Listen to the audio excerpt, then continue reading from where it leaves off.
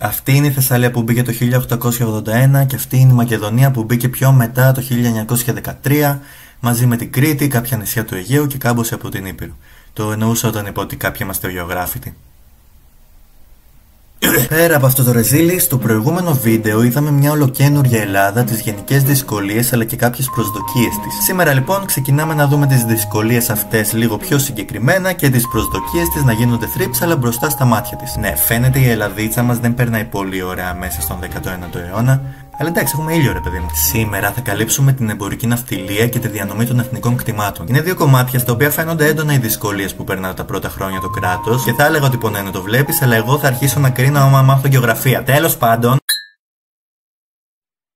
Γενικά από παλιά οι ναύτες μας ήταν αστέρια. Ειδικά πριν από την Επανάσταση, το 18ο αιώνα, οι ελληνικές κοινότητες είχαν σημαντική ναυτική παρουσία. Και βόλεψε πολύ σε αυτό το μπιφ που είχαν οι χώρες τριγύρω μας. Οι Ρώσοι π.χ. είχαν τελειώσει έναν μεγάλο πόλεμο με τους Οθωμανούς, που έκανε την παρουσία τους πολύ σημαντική εκεί στη Μαύρη Θάλασσα. Και μας βόλευε αυτό γιατί οι Ρώσοι ως χριστιανοί Ορθόδοξοι φρόντισαν να βολευτούν και οι Έλληνες σε εμπορία εκεί γύρω. Στα δυτικά τώρα, με το που μπαίνει ο 19ος αιώνας, έχουμε τον φίλο μας τον Ναπολέοντα που είχε αποφασίσει να κάνει το κόμπλεξ με το ύψος του πρόβλημα όλης της Υπήρου. Αλλά τους Έλληνες τους βόλεψε αυτό γιατί έτυχε να γίνει λιγότερο αποκνικτική η ναυτιλία στη Μεσόγειο. Όλα αυτά μας δείχνουν και τις συνθήκες που βοήθησαν στην Ελληνική Επανάσταση, αλλά και το πώς εδραιώθηκαν οι πλούσιοι Έλληνες των γύρω περιοχών. Και είναι καλά και ωραία αυτά, αλλά πρέπει να έρθει η Επανάσταση κάποια στιγμή όπου θα αρχίσουν να δυσκολεύουν τα πράγματα. Τα εμπορικά πλοία τα χρειαστήκαμε για τον πόλεμο, οι δρόμοι του εμπορίου έκλεισαν και μερικές από τις βασικές ναυτικές πόλεις άρχισαν να παρακμάζουν. Αλλά τέτοια που είναι η χώρα, βουτυγμένη μες στη θάλασσα, δεν μπορείς να κάνεις χωρίες στους ναύτες και οι πιο πολλοί πήγαιναν στη Σύρο, η οποία είναι στις Κυκλάδες και έγινε κομμάτι της ελευθέρης Ελλάδας. Βοηθούσε και το σημείο που βρισκότανε που ενώνει μαζί όλα τα cool λιμάνια της περιοχής. Οπότε ένα μεγάλο shout-out στους θεατές μου από τη Σύρο, το παίξατε πολύ καλά εκεί πέρα, μπράβο σας. Αν είσαι από τη Σύρο, κάνε subscribe. Αλλά ναι, γιατί η γαμματοσύνη της Σύρου και γενικά της ναυτιλίας μας έχουμε να ευχαριστήσουμε και τους Έλληνες των γύρω περιοχών που ασχολήθηκαν με τα ναυτικά. Και γενικά το εξελίσσαμε διαρκώς. Φτιάξαμε λιμάνια, βάλαμε φάρους και πάνω απ' όλα φέραμε ατμόπλια. Πάμε η Ελλαδάρα με τις τεχνολογίες και τις μηχανές. Συγγνώμη. Και αυτό ήταν ένα σημαντικό βήμα για μια Ελλάδα που, όπως είπαμε, θέλει να αρχίσει να μοιάζει με τη βιομηχανική Δύση. Γι' αυτό και γενικά η διαχείριση των πλοίων άρχισε να γίνεται στα μέτρα του δυτικού καπιταλισμού. Αν και, όπως είπαμε, με τα εργοστάσια αυτό γινόταν με λίγο αργούς ρυθμούς και θα μας το χαλάσει λίγο και ο Αλφα Παγκόσμιος, αλλά θα το δούμε μετά αυτό. Οπότε μπορεί να υπήρχαν μερικές δυσκολίες στα ναυτικά, αλλά ξέρεις, γενικά είχαμε μια σειρά. Αλλά πάμε μετά στα χερσαία και Άγιε μου Χριστόφορε!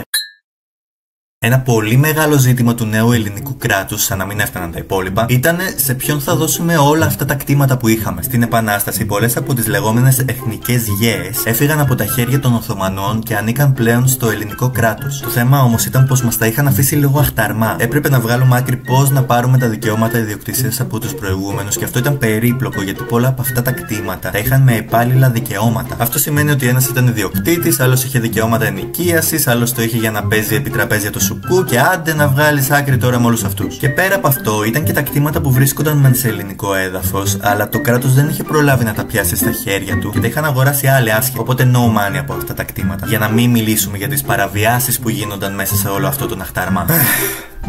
Ένα καλό που γινόταν γύρω από αυτή την υπόθεση ήταν ότι τα κτήματα που διανέμονταν ήταν πιο μικρά σε μέγεθος. Φαίνεται δηλαδή ότι δεν συσσωρεύονταν τεράστιες ιδιοκτησίες στα χέρια λίγων πλουσίων, οι οποίοι το ελάχιστο κεφάλαιο που είχαν προτιμούσαν να το ξοδεύουν σε έπαυλες και εργοστάσια στην Αθήνα. Τώρα, επειδή ήταν μικρά τα κτήματα, ήταν λίγο πιο εύκολο να πέφτουν θύματα στα νύχια του καπιταλισμού και της γραφειοκρατίας. Αλλά βρήκαμε σύστημα. Οι βουλευτές, οι δήμαρχοι κλπ. Της κάθε περιοχής ανέλαβαν να χώνουν το χεράκι τους μες στα γρανάζια της κυβέρνησης, να τις προστατεύουν άμα τυχόν ερχόταν καμιά κρίση ουρανοκατέβατη. Βοήθησε αυτό, αλλά προφανώς δεν ήταν μόνιμη λύση. Αυτή προσπαθήσαμε να τη φέρουμε με τις νομοθεσίες του 1870 με 71. Θέλαμε να δώσουμε όσα περισσότερα χωράφια μπορούσαμε σε όσους αγρότες δεν είχαν γη. Όμως η χώρα χρειαζόταν επιγόντως χρήματα από κάπου. Οπότε λέμε εντάξει, θα την πουλήσουμε τη γη εμείς και όποιος γουστάρει παίρνει. Και δεν γούσταραν πάρα πολύ, ενώ βλέπαμε ότι τελικά αυτά που έδωσε το κράτος μόνο το μισό τους πληρώθηκε. Και το υπόλοιπο το έδωσαν τζάμπα.